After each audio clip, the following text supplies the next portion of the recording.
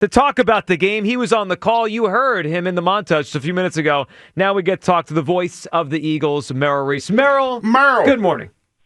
Good morning. It is a good morning. It's sunny, it's nippy, and the Eagles are in the playoffs. They are, and Merrill, let's talk about the accomplishment. You were on the call back in 2004 when it became a yearly thing. The Eagles would win the division back-to-back years, and then no one did it in this division for 21 seasons until now. What was it like to call it, and what's this accomplishment mean in your eyes to win this division in back-to-back years? Well, that means a lot in the fact that in 5 seasons, Nick Sirianni has been to the playoffs every single year and has been to the Super Bowl twice and won one of them. I think that means an awful lot. Merrill, I agree. And the other thing that stood out to me this morning and just watching football yesterday, Merrill, right now, and it could change in the next couple of weeks, but right now, the Eagles are the only team that won a division last year that is in first place right now. And we could have 7 new division winners and then the Eagles again repeating. It's pretty remarkable. The league changes a lot. It changes quickly, and yet the Eagles are back. Well, they're not just back. They ran away with the division. Mm-hmm. About a month ago, everybody was saying, well, you know what? The Cowboys are sneaking up. They're good right now. They're getting better every week. They're just a game and a half back, and boom, then they went down the chute, and then the Eagles got hot again. They did, and this is a typical thing in December, and the Eagles are now in the postseason, and we'll see where they're seated. Let's talk about the game itself, Merrill. It was a frustrating first half because it just felt like they left so many opportunities on the board with missed kicks, with the fumble early. But then once that second half arrived, they just took over. I mean, the Jalen Hurts touchdown to Goddard was, I thought, one of his best plays of the year, and then the defense was just suffocating. Well, I thought Jalen played well throughout the entire game. I mean, he had a quarterback rating of 111. He had 74% completion rate. He threw for 2 touchdowns, including the great one that you talked about to Goddard. And also he rushed for 40 yards. He just played great football, and a lot of good things took place. The defense was tremendous. I mean, if you look at it truthfully, they gave up 10 points. The last points came against all backups and really didn't make much of a difference. But the Eagles won conclusively, and that's what's important. The week before we talked about how bad the Raiders were. And they were bad, but the Eagles dominated them and beat them 31-0. And actually, the Raiders gave Houston and their great defense a game yesterday. They did. Very close game down in Houston. Excuse me. Merrill, when you look at the game on Saturday and then the whole season as in entirety, what's your thought on the development here of Jordan Davis and the way he's played? Because when the season, last offseason, Merrill, into the beginning of the season, I was a little bit skeptical of the idea that they picked up his 5th-year option. He had not had a great start to his Eagles career, and I was like, I kind of wanted to make him earn it. And then we had a chance to sit down with him at training camp, and I could see that he was changed, not just physically, but he just seemed more mature to me. And I was like, all right, maybe the Eagles were right on this. And then watching him this season, I think he deserves to go to the Pro Bowl, Merrill. I think he's been outstanding and has looked like a first-round pick this season.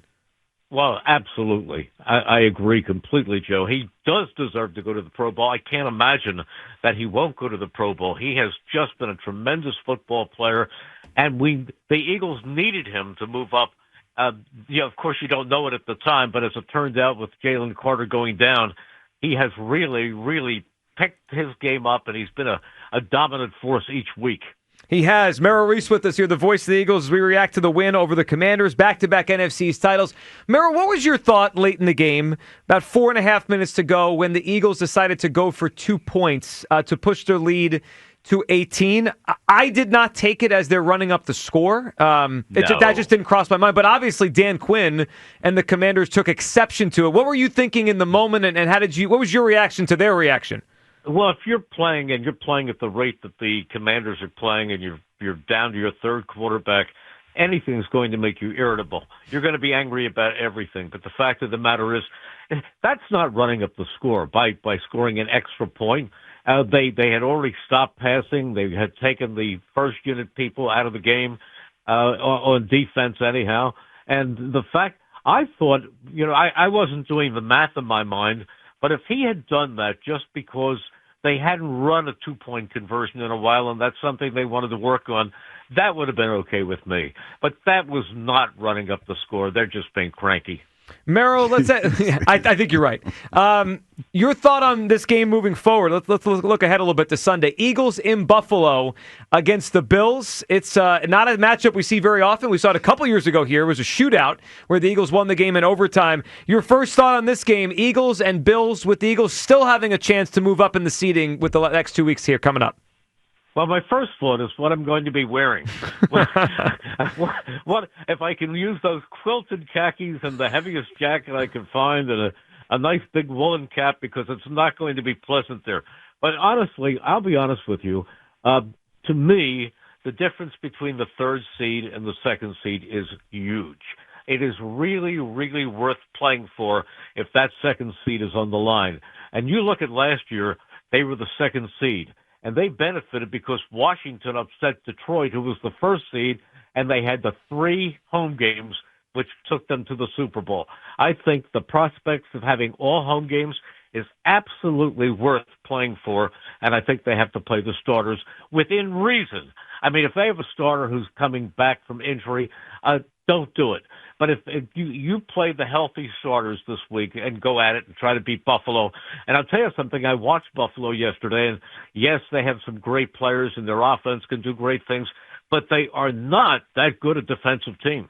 I agree. They're not, and their run defense has been poor really the whole season, so it could be another good day for Saquon Barkley. Merrill, have a great week. Enjoy the rest of it. Merry Christmas, Merrill. Yes, happy holidays. Merry Christmas, Merrill, and we'll talk to you on Sunday as we get ready for a big one up in Buffalo.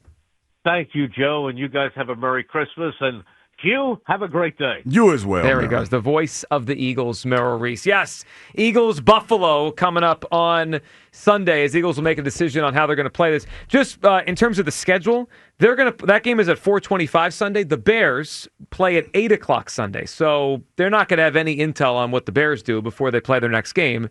Hugh, my first thought, and we'll get to it, they're going to play on Sunday. Yeah, you got to play. Yeah, they're going to play because you got a sliver of a chance to, what is it, the second seed? Well, depending on tonight, they still have a minute sliver at the 1. Yeah. But really, the 2. Go for it. You got to go for it. Well, we'll see how they play. 215-592-9494. Let's go back to the phone lines here. A lot to react to